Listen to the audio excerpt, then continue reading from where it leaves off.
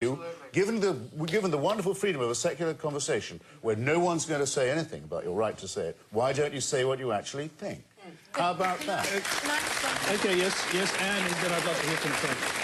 Can I just say that what I find interesting about your book, Christopher, is that everyone's the same, and yet we're all violently different. And if you are a cultural Catholic, as I am, I don't listen to what the Pope says every day and take my guide from him. My mother, who's 84, says she had a Vatican bypass 30 years ago. You know, it isn't like you see. Maybe because you're not a believer, you don't understand that Sounds like progress of a kind. No, but she converted from a completely non-believing family when she was about 20. But the thing is that religion is so manifestly pluralist as well. I mean, there's so many different ways in which people see God. And even within the Catholic Church, there's violently different ways in which people practice their faith. Did you say and violently? The idea... I missed that. You did say violently. Well, violently, I know you well, I didn't agree with you. I agree with you on all that you say about violence among religion. And that's the point. I like the old Greeks and the Romans. You had a god of war and a god of peace, and, you know, you had different kind of gods. I like that.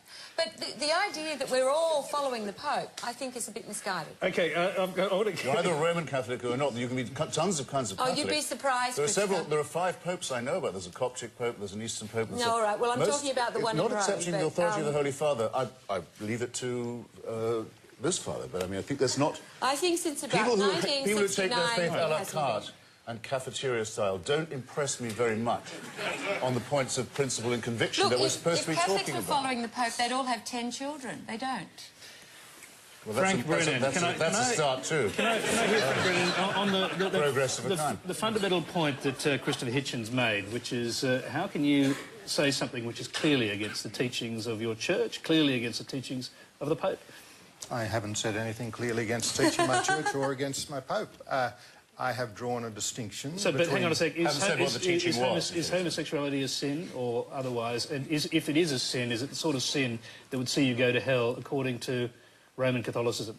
No, homosexuality is not a sin. It's a disposition. If you want to argue, about whether particular homosexual acts are appropriate for an individual in a moral context, that would require a pastoral discussion with that individual. What we were discussing previously was what should be the law in a civil society such as Australia, where you have people of different religious convictions. And the question was whether or not there should be same-sex marriage. Now, that is not an issue which is resolved by determining what the Catholic Church says to its own members it regards as moral or immoral. They're quite distinct questions. Walid Ali, you're on the same question, if you like. Is homosexuality a sin in Islam? I'll get to that. The thing I want to say... No, but there's an important distinction here, and I get often frustrated with this discourse of lumping the Islamic tradition in with the Christian tradition, particularly the Catholic tradition, because they're structurally so fundamentally different. The Catholic tradition has a church which has a kind of divine imprimatur and authority. The Islamic tradition is a far more anarchic tradition in a sense. There is no centralised authority, especially in the Sunni tradition.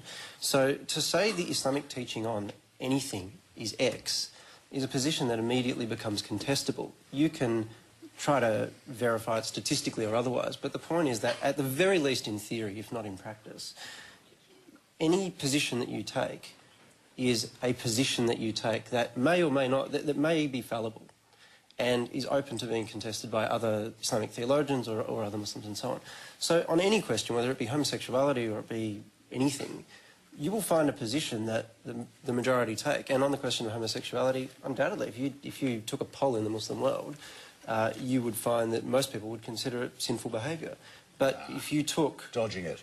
It's not what Muslims think, it's what Islam teaches. Yeah, but, okay, but my question is, what exactly is your repository of a list of Islamic conclusions? There is no book called Islamic law. There is no Islamic body that says this is what Islam teaches. It has for 1400 years been an ongoing conversation. So, and what ongoing conversations are very good. Yeah, but that's my point. If there is a criticism I would make of the Muslim world, it is this.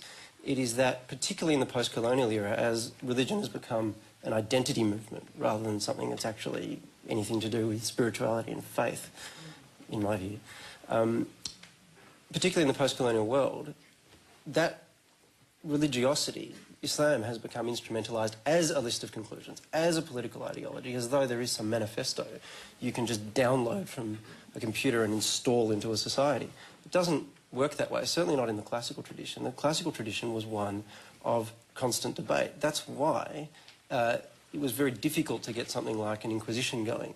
We managed it at some point, but it was not terribly successful, and it ultimately crumbled, because you can't ultimately centralise authority to make definitive statements on behalf of God in the Islamic tradition. That's an act of polytheism to do that in the Islamic I'm just going to interrupt the flow for a minute, because we have another question tonight. It comes from Hayley Crichton.